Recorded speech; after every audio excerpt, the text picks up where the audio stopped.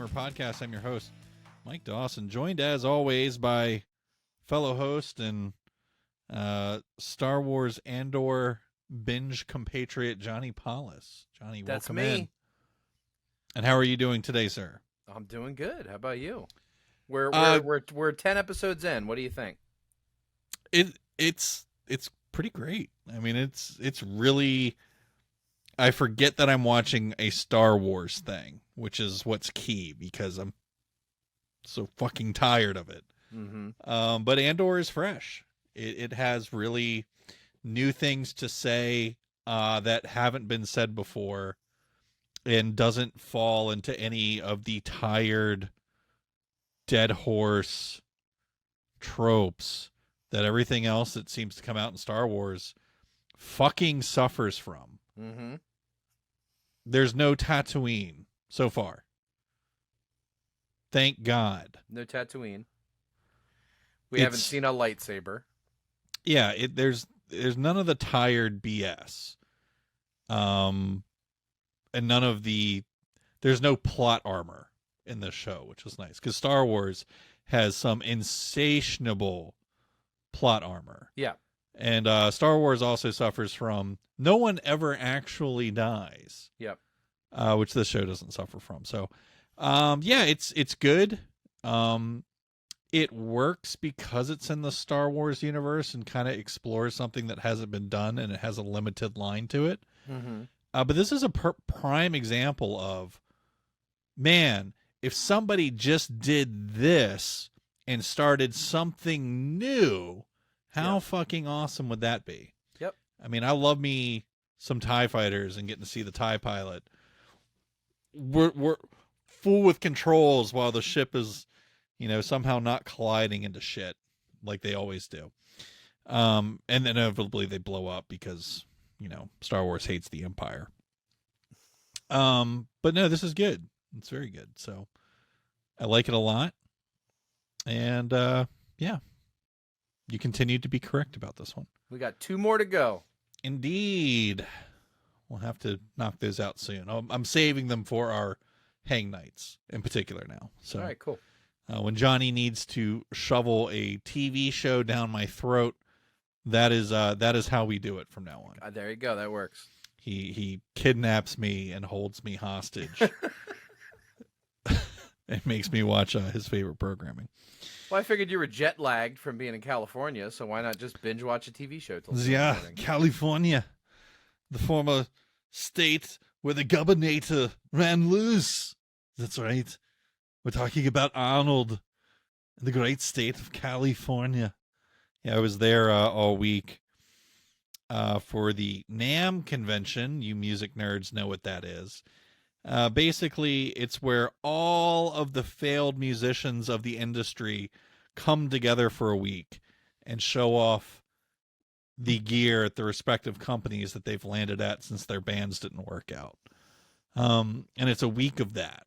And it's pretty cool normally. This year was kind of whack. Kind of lame. Yeah, how so? A lot of the big names weren't there. Really? So like no Fender, no Gibson, no PRS, no Marshall. In the drum section, Ludwig had a couple of kits set up in the Conn-Selmer booth. Tama had a couple of kits tacked onto the back of the Ibanez booth because they're Hoshino. It was really strange. The audio side seemed good. The side that I mostly work in. That was alive and well. Well, my favorite food truck was there.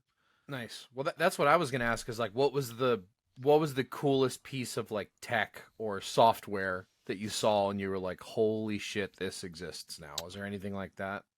There was one holy shit moment, and from an ironic name, no less. Okay. Tascam. Really? Tascam had set out, and my company distributes them. They had set out a 2 new digital mixers to try and, I guess, get their feet wet, coming in hot after like the X32s and the Studio Live. So I was like, yeah. whoa, what? Fucking nice. And they look clean. They look good. Nice feature set on them. So Wow. I was excited to see that. Yeah, that was the only thing that kind of caught me off guard. All the companies that I work for, I already know what's coming. So there was no I wasn't like, holy shit, there's these new Kirk Hammett guitars. I knew about them last year. Right. Over at the ESP booth. So, yeah, no, it was cool.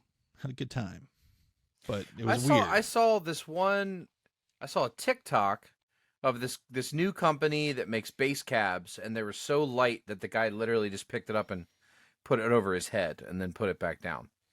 I don't remember the brand name, but they were like featherweight bass cabs. Okay. And I was intrigued to know what they were. I could do that with my Mark bass combo. So no, I'm saying, like, you could tell by the way he lifted it. It was like he was picking up a cardboard box. Like they looked very, very light. Would be interested. I always like lightweight gear. Mm-hmm. So yeah, had a good time out in California. Got my in and out fix, which is essential. I like a double animal style with fries and a Coke. Amen. Yep, that sounds great. Just fucking slaps everything on the planet. Fuck Del Taco. Sorry, Californians who think Del Taco is in any way superior than Taco Bell. You're on fucking crack. You used to sing the praises of Del Taco. And then they took away the only thing on their menu that was delicious. Got it. The Macho Taco. Everything else on that menu fucking sucks. Yeah, I've never had a Del Taco. I just remember one time you went to Cali and you came back and you were like, the oh my Macho God, fucking taco was where it was at. It was a taco like the size of your fucking face. It was awesome. But they got rid of it. That. They got rid of it. It doesn't exist anymore. That's a bummer. Yeah. So I did I had Roscoe's chicken and waffles and In-N-Out, and I flipped the bird to Del Taco and went on my merry way running around Anaheim. So it was a good week. Ladies and gentlemen, welcome in. This is episode 113 of the Power Gamer podcast. We have much to discuss this week. But first, as always, we're going to begin this week's episode by discussing the games that we have been playing. Johnny, I'll get started this week. Okay, dope. Ironically, given my week of travel, I was able to do a fair amount of gaming.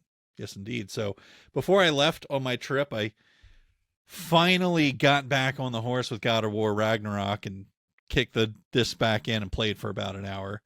And that felt good. It felt good to get back in. It's like riding a bike because the combat's very straightforward in that game. Tickle R1, mash R2, and Kratos kills everything on the screen. So it's fine. It's fun. I'm at the part where you're like in the woods realm. I forget what that's called, but it's very green. And things are happening and whatever. I think I got to plug in like at least another 10 hours into this game till I've sounds like it, yeah.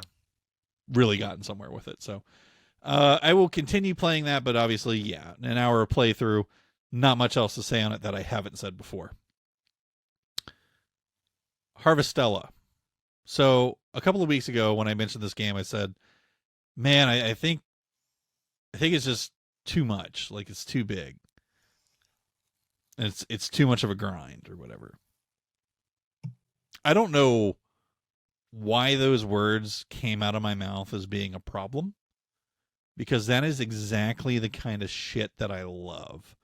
And I just hadn't had time to sit down and play the game. So on my plane ride out to California, from the time my ass was in the seat to the time we landed on the way there and on the way back, I did nothing but play Harvestella the entire time. So that's like 12 hours just on the plane. Nice. And then in my hotel room at night. And basically since I've been back, that's all I've been really playing. So I kind of got over this hump in the road quest where you had to go visit these 4 places to do a thing, and then the game really opens up and it's like, boom, here's what's actually happening. And it's that normal JRPG, you don't actually know what the fuck you're doing until 30 hours in trope. Sounds about right. Yep. And that's exactly what it did, because I'm 30 hours in and now I finally know what's happening, and I'm just charging towards the end now, and it's really fun. Cool. Having a great time with Harvestella. Game's good. It's on sale right now. Strong recommend if you want a mishmash of a JRPG and farming simulator. Is that's out on PC, right? You'll have to look. I don't know. I think it's on Steam. It could be. That would be awesome, because it is kind of chuggy on the stinky Switch. But if not, it's just on Switch. I don't know. Mm-hmm. It's on Steam. There you go. Yeah, it'd be great there. So, fun game. Really easy. It's never hard, this game. It's not challenging at fucking all. That will be relevant in my portion of the games we're playing. Not even slightly challenging. You just mash Y, and you get like, God, what is it? Something like 12 classes unlock as you unlock party members. But what's fucking dope is just anytime you want to switch your character's class, you can do it real time in the middle of a fight. So you're like, oh, I'm kind of tired. These guys are annoying to fight up close. Let me switch to this mercenary class that has a fucking sniper rifle real quick. Or, oh, these guys are got a really big health pool. Let me switch to my assassin real quick that does a poison dot. Get them all dotted up first. You know, it's just fun. So really enjoying Harvestella, and the farming side of it's fantastic too. So, which that also does like this aha weird open up thing at like 30 hours where you get all this extra shit and it finally makes sense. So just kind of have fun with it, but the game opens up into something really impressive when you're about halfway through it. Gears of War 5. This one is taking us some time to beat. Me and Mandy, mainly because of my trip interrupting our usual schedule. Gears of War 5 is interesting. So for those of you who haven't played it, it has these small open world areas in it, where you ride around on a skiff, and you can like jump into different things. It's an open world map. It's actually, they're pretty big. I say small, but they're large. You're plowing around them on a vehicle. I thought that was interesting, and it was kind of interesting that they chose to do that with the Gears series, and I think it kind of breathed something that series needed into it. Just giving you these big areas to traverse in between, the different bases and stuff. And it's really not any different than any of the previous Gears games, because all of the Gears games have these levels where you have to ride around on vehicles. But it expands specifically those areas. So like in Gears of War 2, when you go to that lab with the scientist, and he's got all the guys in the pods and stuff, and it's like up in this icy mountain region. That's there in Gears 5. You actually go back to that place at one point. Oh, that's cool. But it's part of an open world. So really well done choice. The game's fantastic. I mean, it just runs great. It's story-wise really good. It's kind of interesting. Like, there's no bad game in the Gears of War series. Yeah, I agree. 4 was fantastic. 5 picks right up where 4 left off. Literally. It's just a really good series, and they didn't skip a beat when they changed hands. When Epic and Cliff Bleszinski went on to be the Fortnite people. It really didn't skip a beat. It actually got better in some ways. So, really enjoying Gears of War 5. Probably have that finished here in the next couple of days. Finally, for my ultra nerds, it's time to talk about Star Citizen for a moment. That's right. Star Citizen got its new patch 3.18.1, which, with how big of a clusterfuck 3.18 was, it was necessary for them to reset everyone and do the Thanos snap once more. So that has happened. And guess what? Now it works fucking great. Awesome. It runs like a real video game. There's a couple of strange things, like some spawn rates on materials and things that need to get ironed out. But I mean, if you want to sit down and play the game for the first time, they are currently on the CIG website, the site where you get this game. They're giving you 4 starter ships for free to try out, so you can really figure out what the fuck you want to do. It's gone from being the worst experience ever to, wow, this is actually the best time for someone new to get in. All right, we got to pick a night, and you got to Sherpa me then. Yeah, and what's also great is you get 200,000 credits to start. So I mean, you can really do some damage with that. Cool. But yeah, it's basically not shitty all of a sudden. So if you've been putting off or whatever, it's basically time to get back. Star Citizen looks decent now. So, Johnny, that wraps up what I have been playing this week. What about you? I have been punishing Hogwarts Legacy. I'm rocking right through that game. I'm now to the point where I'm kind of marking off all the things on the map, right? I'm like, all right, let me do these Merlin trials on this part of the map. All right, let me go do a quest. And then I'll pick another spot of the map and let me go do all those spots on the map. And when I finished the last story quest I did, the achievement came up, said finish main story quest 10 out of 14. So I'm coming up into sort of the final act of the game, I think. I don't know what my actual playtime is. Feels like 50 hours, maybe 60 hours. It's a decently large game, and I still am enjoying every time I fire it up. And, you know, a lot of times for me and my ADHD, it's hard for a game to keep my attention for 60 plus hours, at least in in one period of time. I know you always get annoyed when I leave these games behind, and I you know, I'll be 3/4 of the way through a game and stop playing it. Do it all the time. I do, and sometimes I just lose interest. I literally, a light switch goes off, and I go, I don't feel like playing this anymore. And that hasn't happened with Hogwarts Legacy yet. Every time I play it, I'm looking forward to playing it, and every time I play it, I have fun. So I'm still a strong recommend for me. Probably going to be beating it in the next week or two.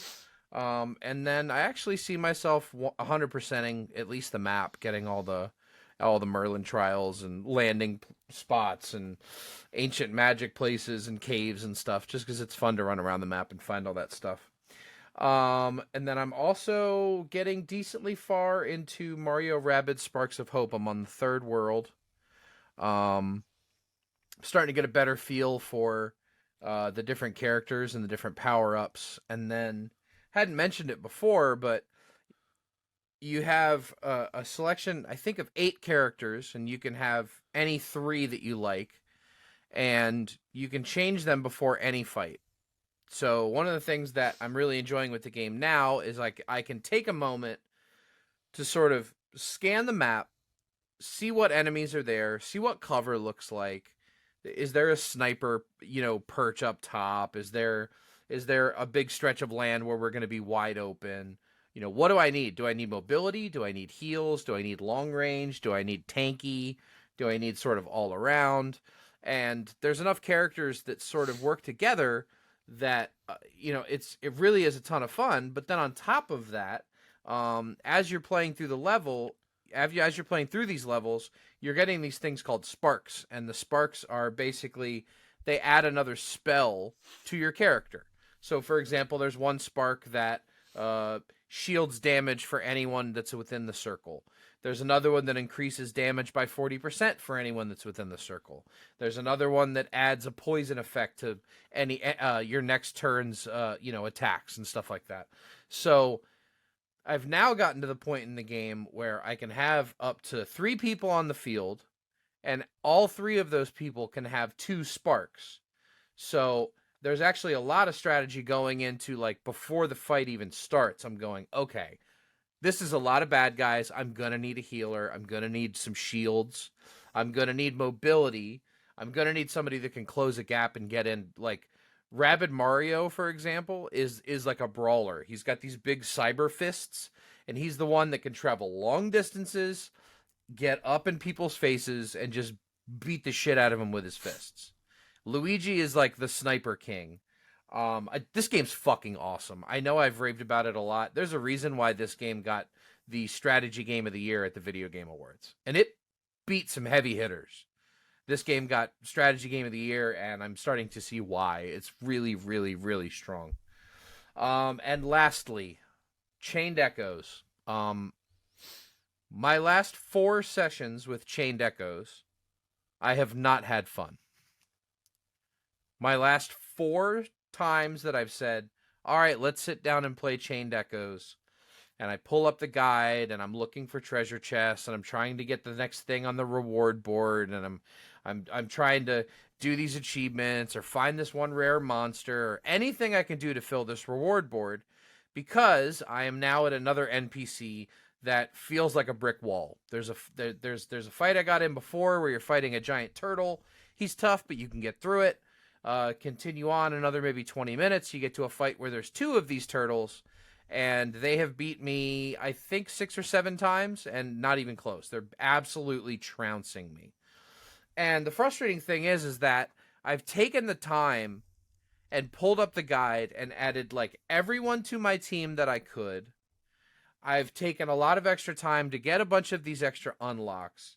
I've taken the time to like upgrade my weapons and upgrade my armor, and like I feel like I should be able to compete. I don't mind a hard fight, but a fight that I can't get past when I have no other choice but to either A, go back down the path of boring achievement hunting so that I can level up my character. Because this game, you cannot, it's not like Final Fantasy where you can just go run around in a field, fight 20 enemies, and go, okay, cool, everybody's up another level. You only level in this game by either A, progressing through the story and beating big bosses, or getting these things on the reward board. So my choice is either slam my dick into the desk drawer that is the 2 turtles that murder me every single time I try to fight them, or my eyeballs can fall out of my head from boredom because I'm running around a map trying to find every single treasure chest in the Roland Fields. There's 28 of them. Not a lot of fun. I'm really dangerously close to quitting this game. I know I said this like a month ago, and then I went back in and was like, I was wrong. It's a masterpiece. Oh my God, it's so good. I really just feel like this reward board thing is my biggest thing that I'm butting heads with. And I feel like if it weren't in the game, if it weren't pivotal to progression and leveling up your character to make fights more competitive, if it were just an achievement kind of thing, and you're somebody that likes the 100%, and you're like, yeah, you know what, I really liked the game. Now that I beat it, I'm gonna go ahead and get the platinum trophy. Like, I get it, go do that. That's fine. I don't mind that being there. But the fact that I can't level up any other way than either achievement hunting or I don't know how the fuck to beat these turtles. And yes, I've Googled it, and I've watched a YouTube video, and I've tried over and over and over again. And I feel like my only fucking choice right now is to just be bored out of my skull hunting achievements. And that's just not a great place to be. So I still really like this game, and I really want to enjoy it. But the last 4 times I fired it up, it's felt like a chore, and that's not a good thing when you're just trying to game. Yeah, with how much time you put into it, it would be silly if you didn't just finish it. I know. Yeah, I would definitely say, yeah. Again, Mike, the last 4 times. I hear you. That's like 5-6 hours of me just being literally fucking miserable. Like, not enjoying, but just going, oh, what else? All right, where's that? Okay, I gotta go find that monster. All right, where's he at? All right, scan the map for fucking 15 minutes. Oh, there he is. Okay, cool. Got him. One more thing on the reward board. What's next? It's not fun. I'm not having fun. Where are you playing that game anyway? On PC, Xbox Game Pass. Oh, right, it is on Game Pass. Mm-hmm. I forgot about that. Yes. Yep. It is on Game Pass, and the shame of it is now I have a second healer on my team, and I've added the first official like tank. They have now introduced the mechanic of aggro. It's called hate, and basically in the tutorial, which is it's funny to find a tutorial like 40 hours into a game, but so there's then a tutorial of how hate works, and basically every ability, every heal, every attack, they all increase hate per character as you're doing those things. And this new character, Eagle, who's like he's a warrior bird, he's got a sword and shield, and he's like my first official tank. And he actually has taunts, and he has ways to raise his hate and draw power and draw aggro, and that's obviously the key to this turtle fight. But, the problem with this turtle fight is they one-hit almost anybody that they hit every time. And there's two of them. So it eventually gets to a point in that fight where this guy's dead. Okay, the healer is going to bring him up. Okay, turtle kills. Next guy's dead. Okay, guess the healer's going to fully heal that guy, and then next turn we'll get that guy up. And then another guy dies. And you're like, okay, two of us are dead and one of them's a healer. What the fuck? And that's where I'm at, and it's a really frustrating fight. Yeah, according to your, and I don't know if you just left the game on or something, but apparently you've played 106 hours of this game. No, that's because I left the game open Okay. on my computer for I think a day and a half. Got it. So I think about 30 of those hours was just me going, oh shit, I forgot to close the game. Okay. No, I definitely left the game open for like at least a day or two. I feel like my actual playtime's probably 30, 40 hours. I'm trying to Definitely figure not out what 100+. the anything on Game Pass, like the completion rates are always all fucked up on because like people just turn on the game and then never do anything. So if we say the baseline was finishing Act 1 hard, if you can think back that far. No. So only 8.9% of people who turned this game on finished Act 1. Okay. So of the people that finished Act 1, about 50% of them went on to beat the game. So I don't know if that helps motivate you to fight through the pain. I just want to have fun when I play a video game. That's all I want. Yeah. It's not a big ask. But yeah, I'd say you're at the point now where it's like you either just need to put your head down and get through it, or just uninstall this thing and be done. That's You know what I exactly mean? where I'm at, and that's why in my notes for the show I said quitting again. I think ? Because I still am really enjoying the game. I want to fucking beat it. Well, I was at this point with Harvestella last week. I mean, perfect Right. case in point. Yep.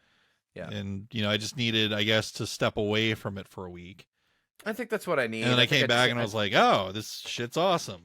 I think I need to leave it alone for a week. I think that's where I'm at because I just it's been like every other day I'll fire it up and then it's 2 hours of this sucks, this sucks, this sucks, this sucks. Why do I have to do this? Well, it's like the same. This sucks. I don't want to do this anymore. I know you're going to hate hearing this as a comparable, but God of War is basically boring the fuck out of me because of how, uninteresting his gameplay is.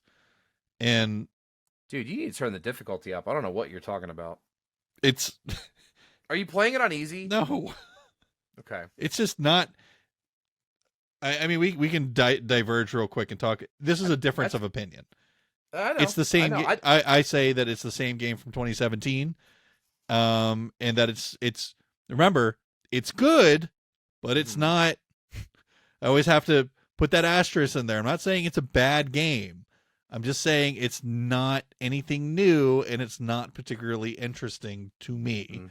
It's my game of 2022 without question. We're not It's talking even about you. I know that. I realize that. I'm saying that's the difference in opinion. Again. You're saying it's okay. Again. And I think it's god tier. You're addressing anything I say as though I'm calling it bad. I get that it's your game of 2022. I don't Mhm. disagree with that. I don't think it's a bad game. I just don't find it very interesting to play. Right? You know how fucking nasty I am at fighting games. God of War is essentially a fighting game and how the controls work. Mm-hmm. You have a fast swing, you have a slow swing, and you've got two weapons that you can do it with. I'm dirty at these games. I just don't find it very interesting. And, plowing through the first 20 hours of it, I'm just like, dude, I'm so bored because it's either you're just walking around and like doing these silly, the whole part where you're picking fucking fruit and shit that goes on for hours. I'm like, this game is boring me to death. It's beautiful. It's great and all that. It's supremely polished, but I'm just, it's not Horizon for me. It's just, here's the direction the story goes. You know it as soon as you walk into a level. This is the way that you're going. Just walk right through. It's like a fun house. It's not an open world. It's a fucking fun house. You just walk in the fun house and there's a way out. And that's how every level in God of War is. And yeah, that's fine. It's just not the most interesting thing for me. So yeah, I needed a break from it. And I mean, I took 2 weeks off from that game. Yeah. And I'm full disclosure, I mean, getting back into it, I had the exact same feelings almost immediately upon playing it again. But I just needed that break because I was tired of it before. So yeah, that one is a chore for me to get through mentally because I don't find it interesting. I'd almost rather just sit and watch all the cutscenes on YouTube and be done with it because I find the story more interesting than the gameplay. So yeah, I mean, sometimes the roundabout point of all this is sometimes even games that the majority of people consider to be very good, Chained Echoes is yours, God of War is mine. Sometimes you just got to take a break from that shit, man. Yeah. And that fixes everything. So that is where I'm at. So I will take that advice and I'm going to fucking leave that game alone for at least a week. Yeah. And try and beat something. I'm trying to beat Hogwarts is what I'm trying to beat. Stop plugging time to Chained Echoes and beat something else. Just get over that hump. Get credits on something. Mm-hmm. That really helps, to motivate you is just get credits on fucking something. Yep. And that'll recharge the batteries. Next up. I am so pleased to announce because boy, does Mike Dawson like being one thing more than anything else. And it doesn't happen particularly often. I'm wrong about a lot of stuff and have to eat a lot of shit pies, but every once in a while, old Mikey boy is dead right about something. And Suicide Squad, your boy Mike was right on the money. And the shit pile that this game has now been acknowledged by the devs. Suicide Squad will now launch on February 2nd, 2024. We have made the tough but necessary decision to take the time needed to work on getting the game to be the best quality experience for players. Thank you to our amazing community for the continued support, practice, and understanding. There is much more to share in the months ahead, and we look forward to seeing you in Metropolis next year. Just fucking cancel the game. Just cancel it. It looks like trash. Your whole game fucking sucks, and everyone saw it in that trailer. Just fucking cancel it. No one wants to play this ass factory of a fucking game. Johnny, your thoughts? We had drastically different opinions of this trailer. I thought it looked fun. I was like, yeah, I mean, it looks cool. They're jumping around and a teammate and the co-op, and then it cuts to you and you're like, this is the biggest pile of shit I've ever seen in my entire life. Clearly the internet agreed with you. I was definitely in the minority of opinion for this game. Now, this is a massive delay. I mean, this is just cancel it. Well, what I'm wondering is, I mean, scrap the bitch. In that amount of time, if you had the cinematics cut, you had the levels designed, and you had the enemies designed, You could take that amount of time to change the gameplay, turn it into more of a brawler, not a shooter. The whole concept of this game is shit. And I know that's not the most constructive thing to say, It's not. but it is. It's true. I mean, if you, dear listener, if you go back and watch the trailer of this game, it is comical how stupid this game looks. It's really difficult to put into words the Bush League nature of this game. It's 4 characters all running around doing the same moves. The first game that came to mind was Crackdown. Yeah, I remember you saying that. Well, you remember me saying that, but I hope you agree. The gameplay looked like fucking Crackdown, like to a T. You're jumping from building to building, just like the Crackdown cop, Yeah. with the same stupid looking reticle that doesn't actually show that you need to be pinpoint accurate or anything. I mean, there's zero skill involved at all. And what we saw, it's just jumping around, looking cool, gear grind, always online, basically a cash register game, a game that's designed to have you spend and spend and spend and then reward you with just this lame looking gameplay. And I'm sorry, like, I'm just going to sell it how it is. I mean, we're not like I got sponsors or anything to worry about here. The game looks like fucking trash. Mm-hmm. It really does. And I get that some people are excited about the characters. I'm excited about the characters. I thought that second Suicide Squad movie was really fun. I had a great time with it. Mm-hmm. And I love the previous games from this studio. Mm-hmm. But this isn't it. Yeah. This ain't it at all. Well, that's what I'm wondering is, like, are they going to go back to the drawing board with the gameplay? Because like I said, if You'd you have to tear the game down and start over. I don't think you would. Ugh. Like I said, if you have the levels designed, the cinematics are there, the story is there, the map is there, the characters are there, and all you're doing is changing the way that you actually just play the game, change the combat. You could do that in this amount of time. You make it so it's not a shooter. Because that was the part that did surprise me. It was like, I didn't know this was going to be a shooter. Yeah, I mean, I see what you're saying. Like, the character models look wonderful. Right. The world looks wonderful. But my point is, conceptually, the game is a shit show. I mean, you look at the enemies that you are fighting. It's all these big glowing purple things. That's the enemies. Because it's designed to be happening in this afterthought fucking world.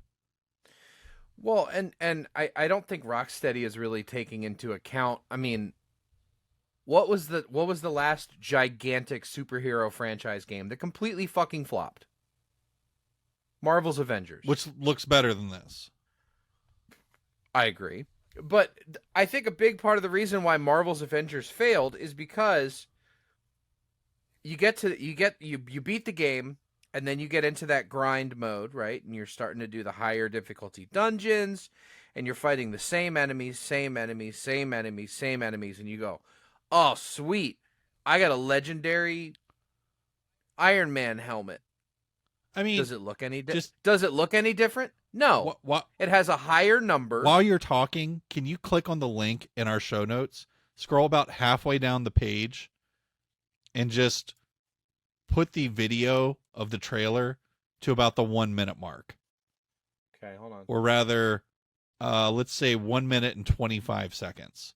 The co-op gameplay video? No, the one right under the guy's main picture.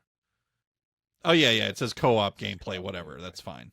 That's the one. The 1 minute mark. 1 minute and 25. Okay, hold on. Listeners, if you want to see what I'm talking about here, this is on the Video Games Chronicle website. on the delay Okay, of this watching. game. And what you're going to see is exactly what I'm talking about with the Crackdown gameplay. And it doesn't matter what character it is, it's just the same shit. All this building bouncing and grappling hooks onto nothing and jumping and floating and just dumb shit. It's Crackdown. Literally Crackdown. This does look like Crackdown. You know, and the cinematics are really beautiful.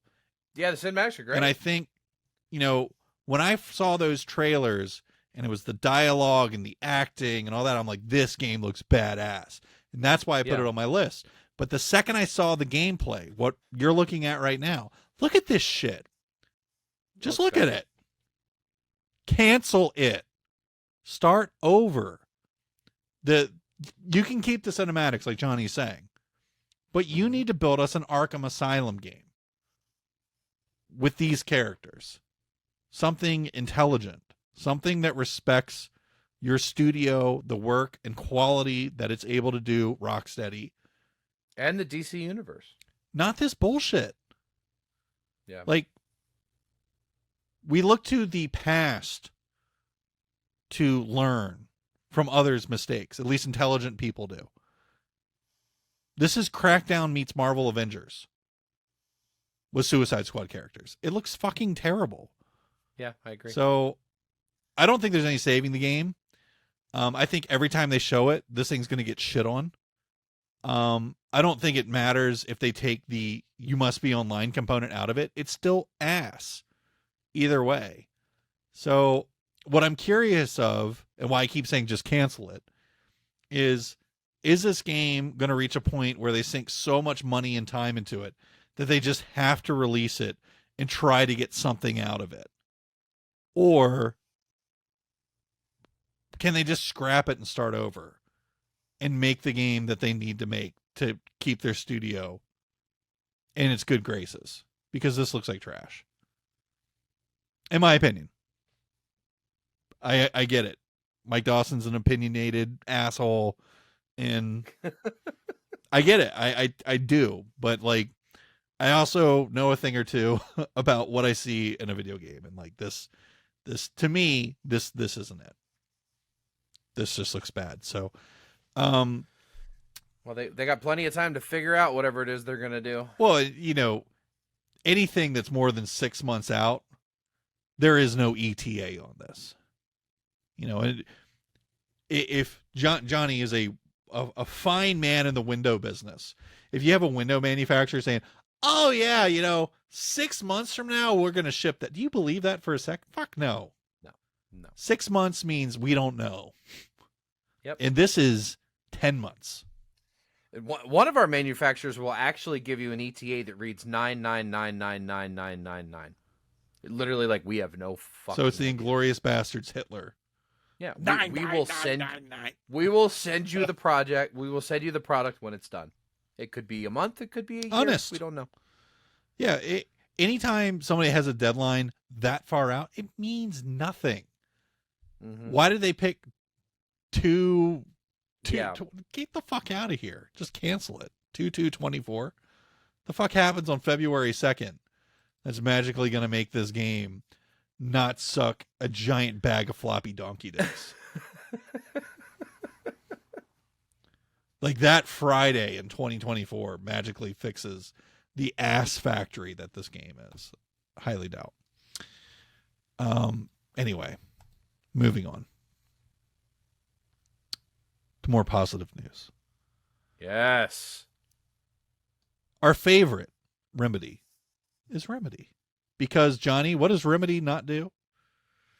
They don't make shitty video games. Not often. Have they ever made a shitty There video was game? one, what was that shooter that came out like a couple years ago that everyone just fucking... Quantum Break? No, not Quantum Break. I'll pull it up here while we get started. But I'll say I think Remedy's batting 1,000, but I could be wrong. there was one fucking dog. Crossfire X was them. Was that developed by them? I thought that was like a co-op. No, it was Remedy. Wow. Okay. Remedy, published by Smilegate. Got it. That's the only one. So you can't, as of 2022, you can't say they haven't ever. They've missed once. Okay, fair enough. But they're still batting like what? batting 900, dude. They're batting 900. I think they're doing okay. They're Hall of Fame. Remedy has been popping off lately. So last week, they have April 6th, they made an announcement that they are go ahead in development for Max Payne 1 and 2. Per their blog. Under the development agreement signed today, Remedy will develop the games, Max Payne 1 and 2, as a single title for PC, PS5, and Xbox Series X and S, using its proprietary Northlight game engine. The game's development budget will be financed by Rockstar Games, the size of which will be in line with a typical Remedy AAA game production. Under the agreement, Remedy has a royalty opportunity after Rockstar Games has recouped its development, marketing, and other costs for distributing and publishing the game. Wonderful news. I love Max Payne 1 and 2. They were part of the ugly generation. Yep. And they really need a remake. But 100%. Max Payne 1 is one of my all-time favorite games. Same. Yeah. I mean, it is one of the single greatest action games of all time. And if you fire up the PS2 or Xbox or PC version of this, the old it's max blocky hands, but the game still plays like a fucking dream. Amen. No, I've gone back and played Max Payne 1. I don't know, 5 or 6 times. I mean, it plays like a dream. It created the bullet time thing that then every video game developer tried capitalizing on, and no one did it better than Max Payne, period. Max Payne was the first game to do bullet time, and everyone else should have just said, okay, they've got bullet time, we'll just go ahead and leave that be. Stranglehold did a decent job with it. Yeah. Decent. Okay. Decent. I didn't say great. Yeah. Decent.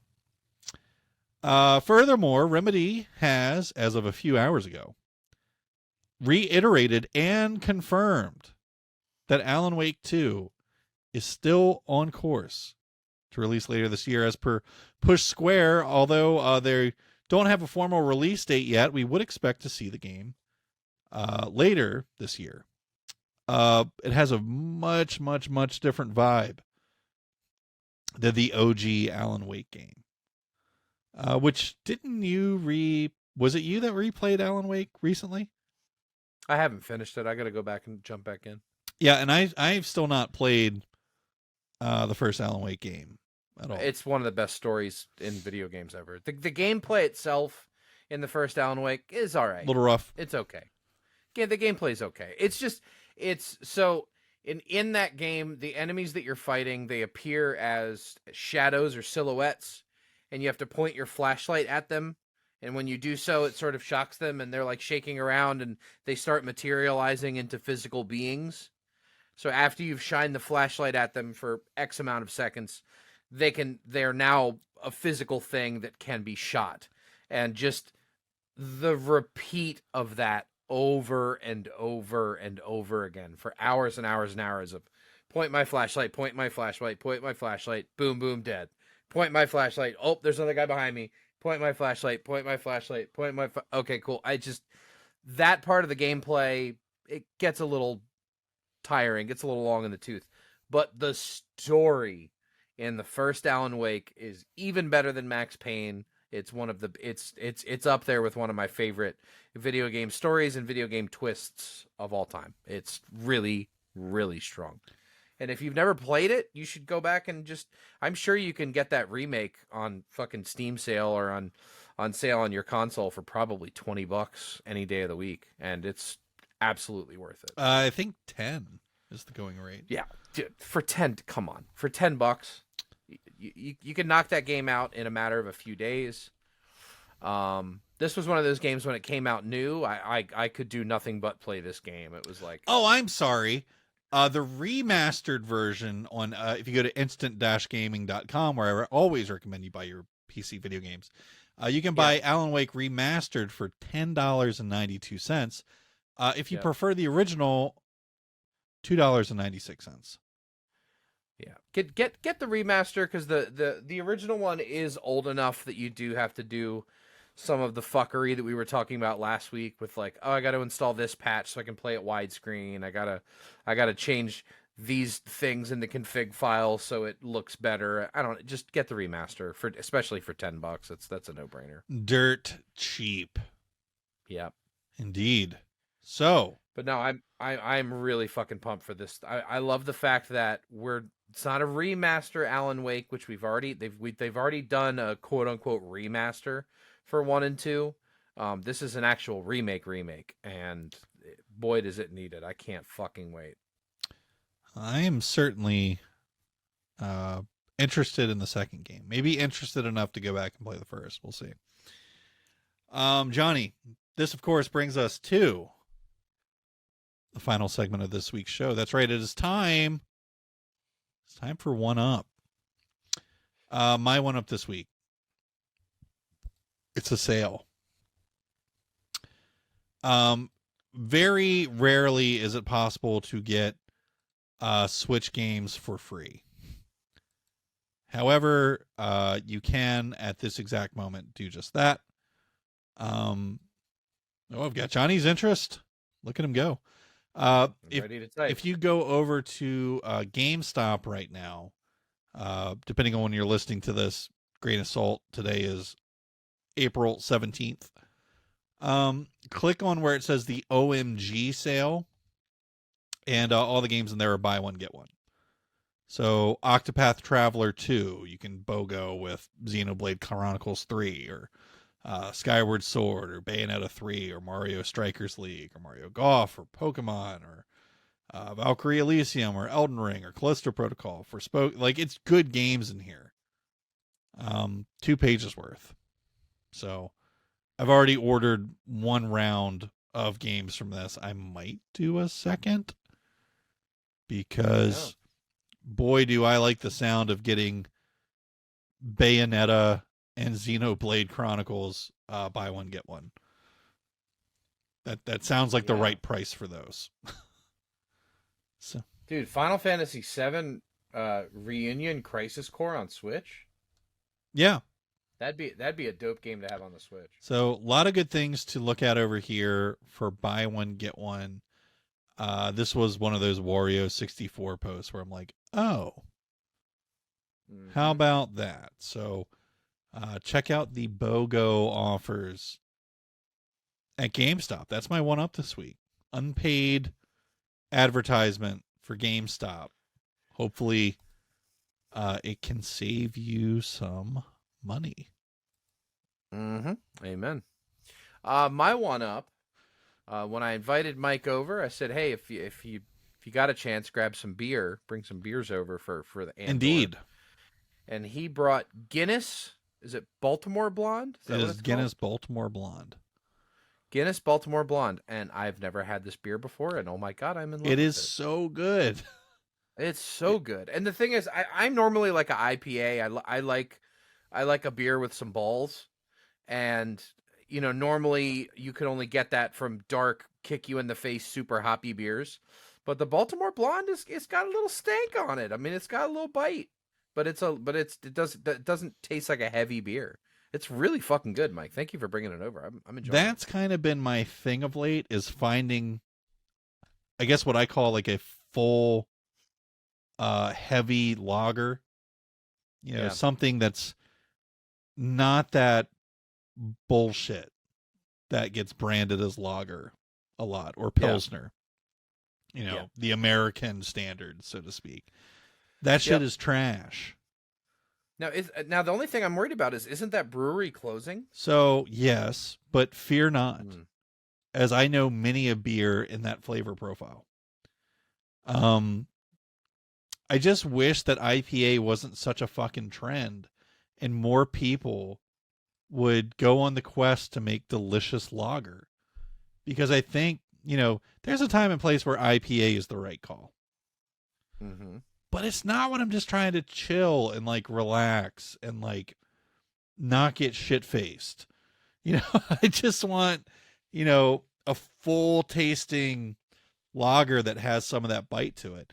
And, previously, the one everyone would point to would be like Sam Adams, Boston Lager. But that just it. Boston Lager's problem is it's so fucking bitter that it's not enjoyable. Like, and it doesn't have any of the spice of an IPA. So I think like that one kind of ruined the idea for a lot of people because it's so common that, you know, okay, I'm going to have a heavy lager and it's just going to be this bitter bullshit Sam Adams trash. Yeah. And it's like, I can get down with a Boston Lager here and there, but local here, like we really have it made in our area. There's this beer called Social Lager that is literally the best lager ever. It's made by this company called Oliver Brewing Company, and it's starting to catch on. So I'm hoping that we're going to start seeing this pop up in more and more liquor stores with 6-packs that we can buy. But they do delivery. So I have been thinking, well, shit, should I just like order a case to have? Oh, I've had that lager. I played a gig that had that lager, and I really enjoyed it. Social Lager is just fantastic. I actually think Oliver Brewing Company is one of the best local brewers. We've also got Flying Dog. Dogfish Head. We've got some Dogfish Head. Got good beer. We sure do. But Marylanders are also raging alcoholics. So unfortunately, we gotta pour one out for Full Tilt Brewing. Full Tilt Brewing closed. Oh, did they? Mm-hmm. Well, that's unfortunate. Probably location had a lot to do with that. Loved their beers. Yeah, their location. I think if they'd been closer to the heart of Baltimore, I think they would have killed it. Yeah, stay out of Baltimore City, people. Or just that. Yeah, that's not where you want to be. Yeah. Don't start your business in that hellhole. Bad call. But Oliver Brewing Company, so yeah, like JB's in Severna Park and you know, the waterfront bars that are down here, like Donnelly's, all serve the delicious Social Lager. So hopefully I'll just be able to pick that up at the old Mart soon. We'll see. Johnny, any final thoughts before we wrap this week's episode? No. Be excellent to each other. Indeed, be excellent to each other, and go Baltimore Orioles. Yes, sir. We are so pleased with your 500 positive record. Yeah, it's nice to see your local favorite baseball team play baseball. That's all we need. Just just play baseball. That's look all like I you ask. could. You don't have to win the look World like Series. You could be at a high just, school play, team. You know. Yeah, just be in the game every game. And so far this season, they've been in every game. They haven't really gotten.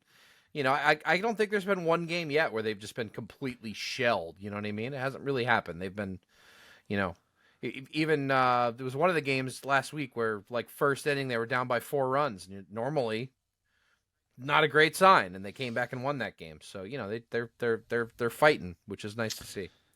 Go Birds! Things are going well indeed, ladies and gentlemen. We will be back again next week, of course, with another fine episode of the Power Gamer Podcast for you to enjoy. Until then, I'm Mike Dawson. And I'm Johnny Paulus. Tune in next time. Take care. Catch you on the flip-flop. Yeah!